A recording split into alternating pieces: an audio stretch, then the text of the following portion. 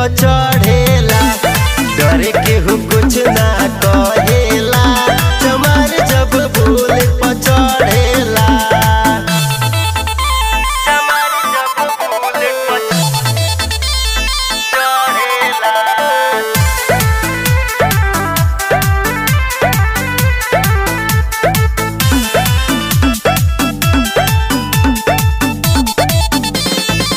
गाँव जवार में चर्चा खाली राजकुमार के चलता, परदेसी पिंटू इहे बतिया सबसे कहता, बतिया सबसे कहता।